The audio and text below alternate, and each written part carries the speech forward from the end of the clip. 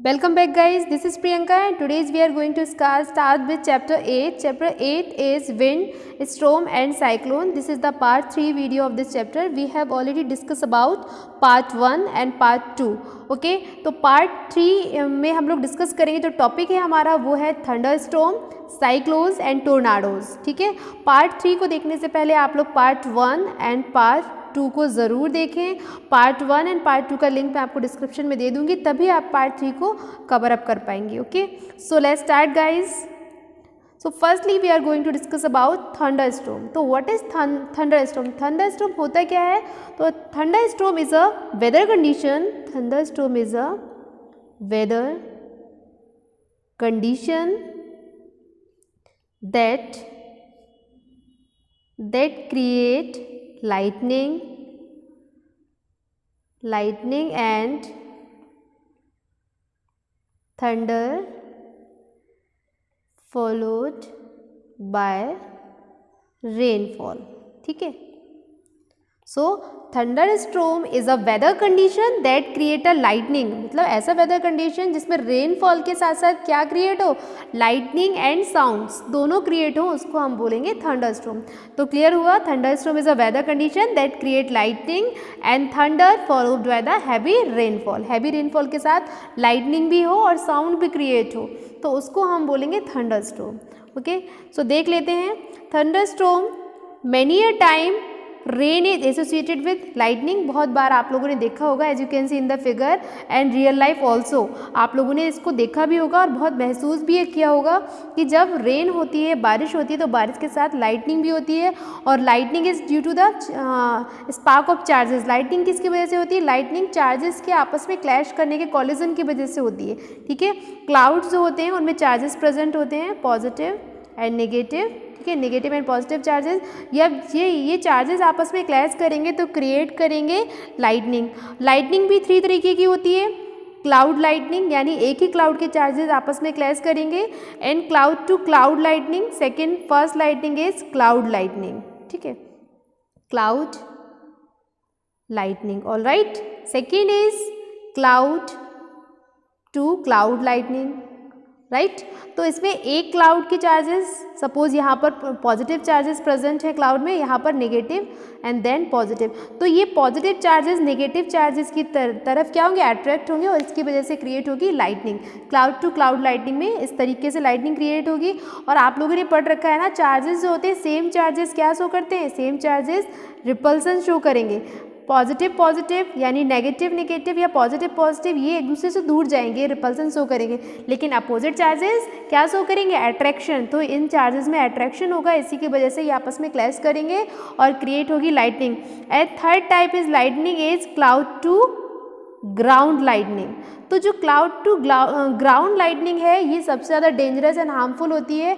इसमें होता क्या है? इसमें जो क्लाउड है, इसके चार्जेस जो हैं, क्लाउड के जो चार्जेस हैं, ये अर्थ के चार्जेस को अट्रैक्ट करेंगे। तो इस कंडीशन में क्या होता है? जो बिजली है वो गिर जाती है, लाइटनिंग गिर जाती है इस कंडीशन में। तो 3 टाइप्स की मैंने आपको लाइटनिंग बताई। The first is cloud lightning, second is cloud to cloud lightning and third is cloud to ground lightning. ठीक है, नेक्स्ट देखते हैं। Storm with lightning and thunder is called thunder storm. Previously मैंने बताया, जो आपके स्टॉर्म होंगी, यानी आपकी जो बारिश हो या हवा चले, किसके साथ साथ? लाइटनिंग और लाइटनिंग के साथ और साउंड के साथ भी, तो उसको हम बोलेंगे thunder storm. Thunder storm develop in hot and humid tropical areas. Thunder storm generally hot and humid tropical areas में आते हैं। इंडिया में भी थंडर स्टॉर्म काफ़ी फ्रिक्वेंटली आते हैं। आप सब ने इस चीज़ को ऑब्जर्व किया होगा कि इंडिया में जो थंडर स्टॉर्म है, ये काफ़ी फ्रिक्वेंटली आते हैं। अब इसको थोड़ा डीपली देख लेते हैं। Formation of thunder storm, how to form the thunder storm. Thunder storm का जो फॉर्मेशन है किस तरीके से होता है? तो generally in summer warm air rises up. Previously भी पढ़ा है पार्ट 2 में आप लोगों ने कि जो वार्म एयर है ये राइजेज अप होती है, क्योंकि warm air is lighter than the cold air. Cold air के कंपैरिजन में जो गर्म हवाएं होती है वो लाइट होती है। लाइट होने की वजह से ये राइज अप होंगी विद अ हॉट मॉइस्चर। किसके साथ? बहुत हॉट मॉइस्चर के साथ। एंड दीज राइजिंग टेम्परेचर, इससे आपका जो टेम्परेचर है वो भी राइज होगा। जब टेम्परेचर राइज होगा तो स्ट्रॉन्ग अपवर्ड्स राइजिंग विंड्स तो क्या क्रिएट होंगी? स्ट्रॉन्ग विंड्स क्रिएट होंगी। ठीक है, इन कूलर अपर लेयर एटमॉस्फेयर, जब ये विंड्स जो हैं कूलर एरियाज में जाएंगी, ऊपर उठती जाएंगी, तो ये कहाँ ऊपर क्या है, यहाँ पर लो प्रेशर क्रिएट हो जाएगा ना। अगर राइज जो आपकी वार्म विंड है जब वो राइज अप होंगी तो वहाँ पर क्रिएट हो जाएगा लो प्रेशर, और जब ये ऊपर जाएंगी विंड्स तो ऊपर जाकर क्या होगा, वहाँ पर कैसा प्रेशर होगा, हाई प्रेशर। तो हाई प्रेशर की वजह से जो आपकी वार्म एयर जो ऊपर जाएंगी वहाँ पर हाई प्रेशर की वजह से वो हो जाएंगी कंडेंस होने के बाद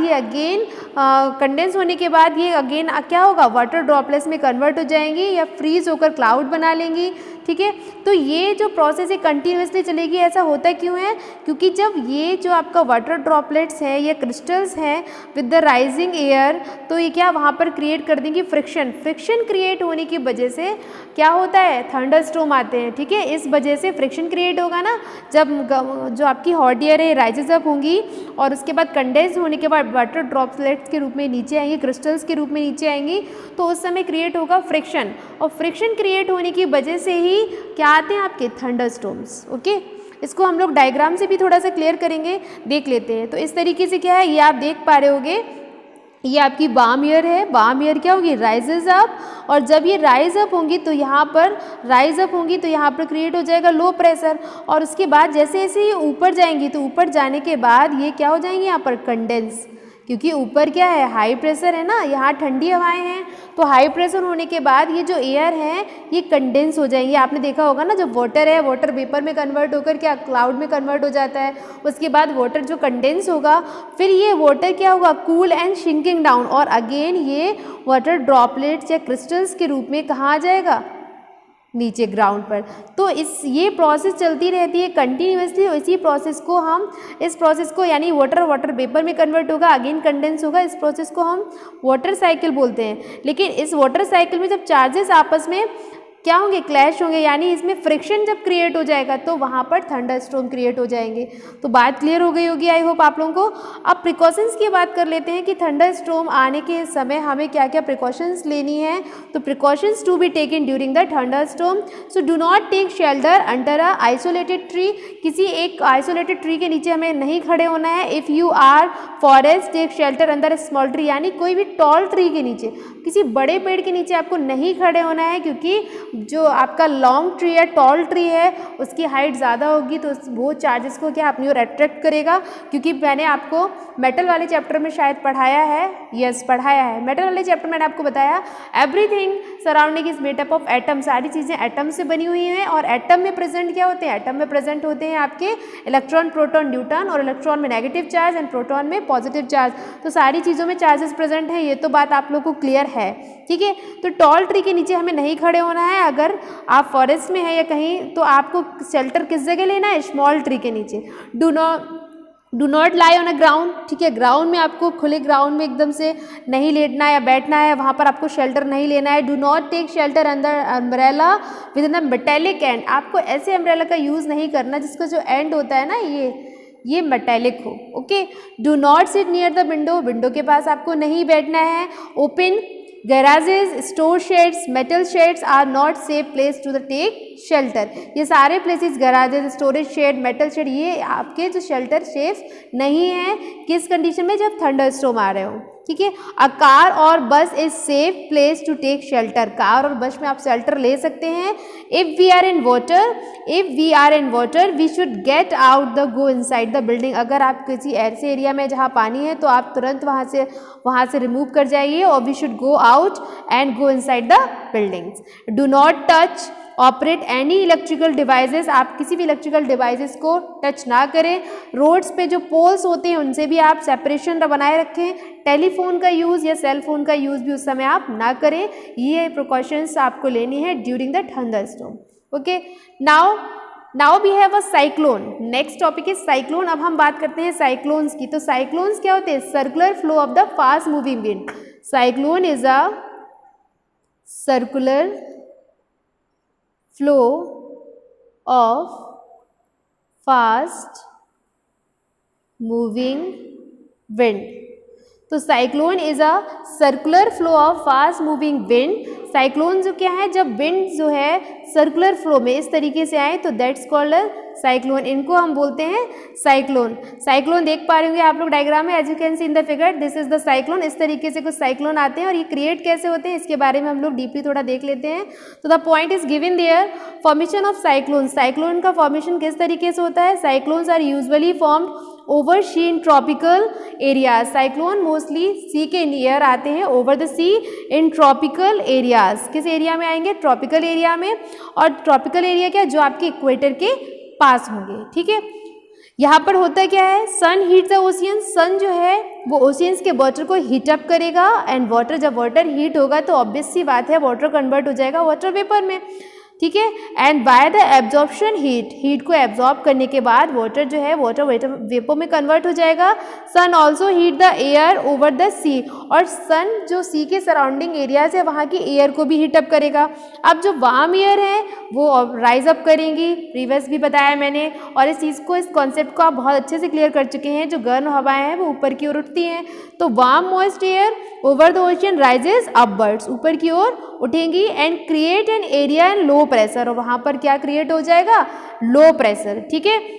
इन upper cooler layers of the atmosphere, जैसे जैसे ये राइजेस, जो एयर राइज अप होंगी और ये ऊपर जाएंगी तो वहाँ पर एरिया कैसा होगा? ठंडा, ठीक है। तो वाटर वेपर कंडेंस, ठंडे होने की वजह से वाटर वेपर है वो क्या हो जाएगा? कंडेंस हो जाएगा, और क्या बना लेंगे? Thick clouds. और थिक क्लाउड्स जब ये बनाएंगे तो ये हीट रिलीज करेंगे, क्योंकि जब ये हीट रिलीज, जब वाटर वेपर में कन्वर्ट हुआ था तो उसने हीट को एब्जॉर्ब किया ना, वाटर ने हीट को एब्जॉर्ब किया and water goes to the water vapour, water vapour में कन्वर्ट हो गया। लेकिन जब ये कंडेंस हो जाएगा तो ये हीट रिलीज करेगा back into the atmosphere. The heat release to the atmosphere warm in the surrounding air, और ये जो हीट इस एटमॉस्फेयर में रिलीज हुई तो ये क्या करेगी? सराउंडिंग की जो एयर है इसको वार्म अप कर देगी, ठीक है। अब ये warm air tends to the rise cause the further drop in the pressure, ये वार्म एयर में क्या क्रिएट हो जाएगा? लो प्रेशर, और ये लो प्रेशर इंटेंसिफाई होता जाएगा, क्योंकि जैसे जैसे हवाएं ऊपर जाएंगी लो प्रेशर क्रिएट होता जाएगा।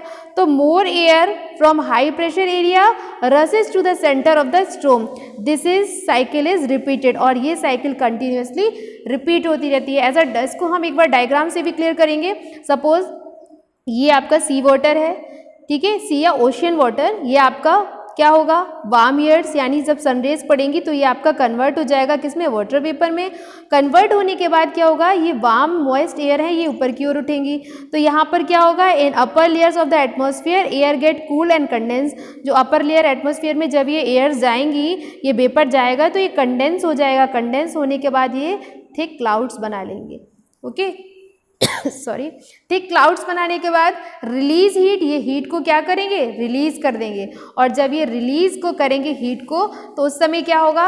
हीट को रिलीज करेंगे तो वहाँ पर क्रिएट होगा आपका यहाँ पर लो प्रेशर, और लो प्रेशर जैसे जैसे हवाएं ऊपर जाएंगी और ऊपर जाएंगी और ऊपर जाएंगी तो जो लो प्रेशर है वो इंटेंसिफाई होता जाएगा, तो हीट रिलीज करेगी एयर, और ये ज़्यादा गर्म हो जाएंगी एयर्स, तो कंडेंस होने के बाद, अरे यार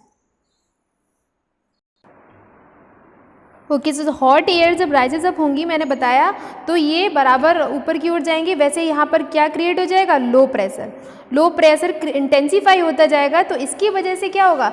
जब लो प्रेशर जो है ये बराबर इंटेंसिफाई होगा तो यहाँ चारों तरफ से हाई प्रेशर है, क्योंकि यहाँ पर सराउंडिंग ठंडा है, तो हाई प्रेशर से हवाएं चलेंगी लो प्रेशर की ओर। तो जो आपकी हाई प्रेशर विंड है ये आपके लो प्रेशर विंड के सराउंडिंग इस तरीके से मूवमेंट शो करने लगेंगे, ओके, इस तरीके से मूवमेंट शो होगा। तो साइक्लोन्स, आपके साइक्लोन को आप एग्जैक्ट हिंदी में बोलते हैं चक्रवात, यानी चक्कर लगा के जो हवाएं चल रही हैं, तो इस तरीके से कुछ आप शो करेगा आपका साइक्लोन, ठीक है। तो देख लेते हैं साइक्लोन्स कैसे आएंगे। आपके साइक्लोन्स कुछ इस तरीके से शो करेंगे, ठीक है। तो यहाँ पर देख लेते हैं, मोर and more air rises up, मैंने प्रीवियसली बताया मोर एंड मोर एयर जब राइजेस अप होगी तो हायर एंड हायर, बहुत ऊपर जाएगी एटमॉस्फेयर में, तो ये क्या कर लेंगे? थिक क्लाउड्स बना लेंगे, ठीक है। और क्लाउड्स क्या जब ये थिक क्लाउड्स बना लेंगे, more and more rush higher pressure, जो चारों तरफ से जो हाई प्रेशर है वहाँ से क्या चलेंगी? हवाएं, चारों तरफ से हाई प्रेशर है वहाँ से चलेंगी हवाएं, कहाँ की ओर? लो प्रेशर की तरफ, ठीक है। तो however intense moving moving into the create a low pressure region, high pressure region, wind start revolving around the center. तो जो आपका सेंटर पे ये आपका लो प्रेशर है और इसके चारों ओर विंड इस तरीके से रिवॉल्व करने लगेगी. ये चारों ओर बाहर की ओर क्या है, हाई प्रेशर, और सेंटर में क्या है आपका लो प्रेशर. जो सेंटर होता है, इस सेंटर में जो लो प्रेशर है इसको ही हम बोलते हैं आई ऑफ स्टोर्म. इसको हम बोलते हैं आई ऑफ स्टॉर्म. तो बात क्लियर हो गई. साइक्लोन किस तरीके से क्रिएट होंगे कि जो वार्म एयर है वाटर वेपर में कन्वर्ट होगा और वार्म एयर राइजेस अप होंगी. राइजेस अप होने के बाद जब वो बहुत ऊंचाई पर हायर एंड हायर जाएंगी तो वहाँ पर लो प्रेशर बराबर इंटेंसीफाई होता जाएगा. और जब लो प्रेशर यहाँ पर बहुत ज़्यादा हो जाएगा तो चारों ओर से क्या हाई प्रेशर की विंड जो है वो चलेंगी. तो ये जो लो प्रेशर है इसके चारों ओर विंड जो है वो रिवॉल्व करने लगेगी और यहाँ पर आपके साइक्लोन्स आएंगे. तो इस तरीके से कुछ साइक्लोन्स आते हैं और साइक्लोन्स में जो सेंटर पार्ट होता है यानी low pressure part, center part, उसको बोलते हैं eye of the storm. Okay, so the chain is evenly and the formation of very low pressure system with very high pressure system. तो ये जो चेन है किस तरीके से मूवमेंट करती है, very low pressure to very high pressure. ठीक है, वेरी लो प्रेशर से very high pressure. One of the maximum wind speed, और विंड की मैक्सिमम स्पीड जो है वो 119 किलोमीटर या 74 माइल्स पर आर हो सकती है. The storm is classified as a tropical cyclone. Storm को ट्रॉपिकल साइक्लोन्स भी बोलते हैं. This is called cyclone. I hope आप लोगों को साइक्लोन क्लियर हो गया. ठीक है, कि साइक्लोन किस तरीके से आते हैं और साइक्लोन होते क्या हैं. अब हम लोग देख लेते हैं factors affecting the cyclones. Cyclone को कुछ फैक्टर जो अफेक्ट करते हैं. तो the first factor is wind speed, wind direction, temperature, humidity. ये सारे factor, humidity and contribute the development of cyclone, ये सारे फैक्टर साइक्लोन के डेवलपमेंट में, साइक्लोन के फॉर्मेशन में हेल्प करते हैं. यानी ये फैक्टर, इन फैक्टर्स की वजह से ही आपके साइक्लोन्स अकर होते हैं.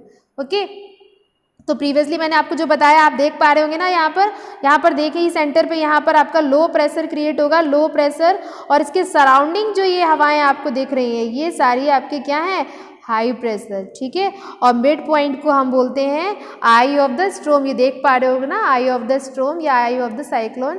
ठीक है, देखिए ये यहाँ पर क्या क्रिएट है, लो प्रेशर, और इसके सराउंडिंग जो ये हवाएं आप देख पा रहे होंगे ये हैं आपके हाई प्रेशर विंड्स.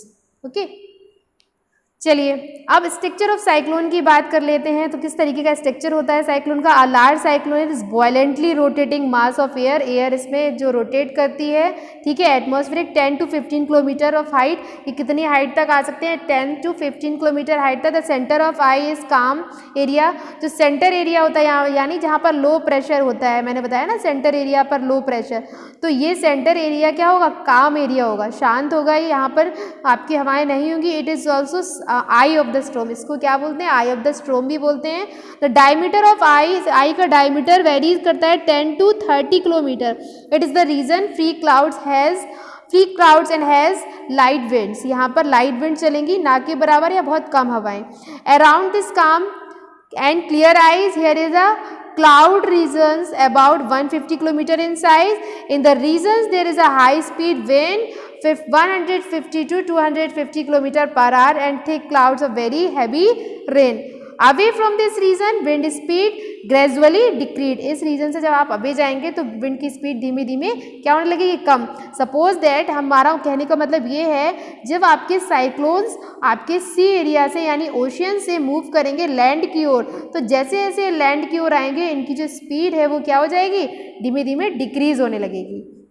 ओके, अब साइक्लोन्स को अलग अलग जगह पर अलग अलग नेम से बुलाया जाता है. They are known as cyclones को इंडियन ओशियन. ठीक है, साइक्लोन इंडियन ओशियन में साइक्लोन बोलते हैं. ठीक है, अटलांटिक में हरिकेन्स बोलेंगे, अटलांटिक ओशंस में यहाँ पर हरिकेन्स बोलेंगे. वेस्टर्न पैसिफिक एंड साउथर्न में हम इसको टाइफोन्स बोलते हैं. वेस्टर्न ऑस्ट्रेलिया में इसको हम विली विलाइज बोलते हैं. ओके, तो अदर रीजन्स में डिफरेंट रीजन्स में इसको डिफरेंट नेम से हम कॉल करते हैं. तो आप देख पा रहे होंगे किस किस रीजन में किस किस नाम से कॉल करते हैं. मैंने आपको बता दिया है। ओके, इसके बाद action on part of peoples who live in the cyclone hit areas. ठीक है, तो do not ignore the warning. जो आपके प्रेडिक्शन होता है, वेदर फॉरकास्टिंग होती है, प्रेडिक्शन से हमें जो वार्निंग मिली उसको हमें इग्नोर नहीं करना है। Issued by the meteorological department, जो मेट्रोलॉजिकल डिपार्टमेंट इशू करता है ना, प्रेडिक्शन करता है ना, वेदर की फॉरकास्टिंग करता है, तो उसको हमें अवॉइड नहीं करना है। वेदर फॉरकास्टिंग थ्रू द, किसके थ्रू हम सुनते हैं, TV, radio, newspaper etcetera. Okay, make necessary arrangements to shift. कुछ नेसेसरी अरेंजमेंट हमें शिफ्ट के लिए कर लेने चाहिए। अगर सपोज अगर साइक्लोन सडनली आ गए, साइक्लोन मोस्टली कहाँ आते हैं, कोस्टल एरियाज में, ठीक है, यानी ट्रॉपिकल रीजन्स में। So essential house goods, domestic animals and vehicles etcetera safer places, इन सभी चीज़ों को हमें सेफ प्लेस पर पहुंचा देना चाहिए। Avoid driving on the road through the standing water, हमें रोड पर ड्राइविंग को भी अवॉइड करना है। ठीक है, keep away the phone numbers and all emergency services, keep ready. तो आपकी जो इमरजेंसी सर्विसेज हैं, उनके जो नंबर्स हैं, उन सभी को हमें अपने पास रखना है। लाइक आपका पुलिस हो गया, फायर ब्रिगेड हो गया, मेडिकल सेंटर्स हो गया, ताकि आप कॉल करके अपने जो प्रॉब्लम्स है वो शेयर करके और आप वहाँ से एडवाइस ले सकें। ठीक है, now next and last topic of this video is tornadoes. तो टोर्नाडो क्या होते हैं, टोर्नाडो क्या होते हैं, कोई बताएगा? चलिए मैं बताती हूँ। Tornado is a cyclones that spontaneously in touch with the land surface of cloud. ये इनकी लेंथ इतनी ज़्यादा होती है कि ऐसा लगता है ये लैंड से कहाँ तक टच कर रहे हैं, क्लाउड तक। So in India tornadoes are very frequently, in India tornadoes not very frequently. India में मोस्टली टोर्नाडो देखने को नहीं मिलते हैं। अभी मैंने आपको प्रीवियसली बताया था, जो टोर्नाडोज हैं ये आपके किस एरिया में मोस्टली आपको देखने को मिलेंगे। तो टोर्नाडो आपके ऐसे एरिया है spontaneously which touch surface as well as cloud is called tornado. Tornado में क्या होगा, ये आपके यूएसए एंड कनाडाज में आपको मोस्टली देखने को मिलेंगे। टोर्नाडो जो है ये यूएसए एंड कनाडाज, इन सारे रीजन्स में आपको देखने को मिलेंगे। इंडिया में ये आपके फ्रिक्वेंटली नहीं आते हैं, यानी बहुत कम आपको देखने को मिलेंगे। ठीक है, a tornado is a dark funnel shape cloud. इसमें आपको कुछ इस फनल शेप क्लाउड ऐसे दिखाई देगा, इस तरीके का कुछ स्ट्रक्चर होता है टोर्नाडो का, reach from the sky to the ground, और आपको देखने से ऐसा लगेगा जमीन से लेके आपके क्लाउड तक जा रहे हैं। तो most of the tornado are weak. Tornado mostly कैसे होते हैं, वीक। ये कंपैरिजन ऑफ साइक्लोन कैसे होते हैं, छोटे। Although tornado are smaller in size than cyclone, still their speed is much and more than the cyclone. लेकिन इसकी स्पीड साइक्लोन से ज़्यादा होती है, ये दिखने में साइक्लोन से छोटे होते हैं। Okay, and the violent tornado can travel in speed. जो वॉयलेंट टोर्नाडो होते हैं उनकी स्पीड लगभग कितनी होती है, 300 kilometre per hour. Okay, so diameter की हम बात करें तो diameter of tornado can be small as metre as large in kilometre even wider. So due to very low pressure, ये भी किस वजह से क्रिएट होगा, due to low pressure in the funnel tornado. Low pressure की वजह से जो टोर्नाडो है फनल शेप में आ जाते हैं। फनल मतलब कीप जैसा शेप होता है ना। So it's then through the things towards, इनके सराउंडिंग जितनी भी चीज़ें आएंगी सारी चीज़ों को अपने साथ ले जाएंगे और ऊपर ले जाकर टॉप पर जाकर उनको बाहर की ओर फेंक देंगे। ठीक है, तो कुछ इस तरीके से टोर्नाडो आते हैं, देख पा रहे होंगे आप लोग, देख रहे हैं ना आप, इस तरीके से कुछ लग रहा है कि ग्राउंड से लेकर आपके क्लाउड तक ये जा रहे हैं और इनके सराउंडिंग में जितनी भी चीज़ें आएंगी उन सभी को ये अपने अंदर ले लेंगे। ठीक है, और टॉप तक ले जाएंगे। ओके, तो कुछ इस तरीके से टोर्नाडो होते हैं, as you can see in the figure, देख पा रहे होंगे आप लोग डायग्राम में। ठीक है, और जो टोर्नाडो है ये आपको इंडिया में देखने को कम मिलेंगे, आपको मोस्टली कॉमनली ये आपको देखने को मिलेंगे कहाँ, यूएसए एंड कनाडा में। तो आप देख लेते हैं destruction cause by tornado. Tornado की वजह से किस किस तरीके का डिस्ट्रक्शन होता है, तो tornado cause the damage due to the high speed winds. High speed wind की वजह से बहुत सारा डिस्ट्रक्शन होता है, डैमेज होती है। रूट्स जो ट्रीज हैं वो अपरूटेड हो जाते हैं, इलेक्ट्रिक पोल्स अपरूट हो जाते हैं, telephone poles. It disturbs power supply of telecommunications की पावर सप्लाई को भी डिस्टर्ब कर देते हैं। And it leave the peoples vehicles on the ground, hurls them and 100 meter away. जो भी इनके सराउंडिंग जितनी भी चीज़ें आएंगी, जो भी लोग आएंगे, उन सबको ये कितनी ऊंचाई तक ले जाएंगे, लगभग 100 किलोमीटर की। ठीक है, and these may lead to the death of the peoples. इसमें लोगों की मौत भी हो सकती है, डेथ भी हो सकती है। Damage of vehicles, tornado cause extensive damage of buildings. Okay, तो क्या क्या आपके टोर्नाडो से हार्म्स हैं वो आपने क्लियर कर लिया। अब नेक्स्ट हम बात करेंगे प्रोटेक्शन ऑफ टोर्नाडोज। तो टोर्नाडो से हम लोग किस तरीके से प्रोटेक्शन करेंगे। So to protect yourself from tornado, take shelter in the region suitable deep in the inside the house. तो आपको ऐसी जगह पे जाना है जो अंडरग्राउंड हाउस होते हैं ना, अंडरग्राउंड रूम, वहाँ पर आप शेल्टर ले सकते हैं।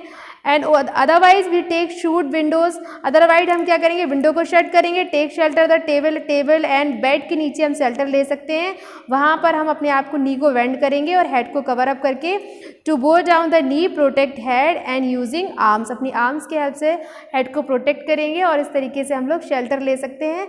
तो आज की वीडियो में इतना ही, मिलते हैं नेक्स्ट वीडियो में, तब तक के लिए bye bye, take care, thanks for watching this video.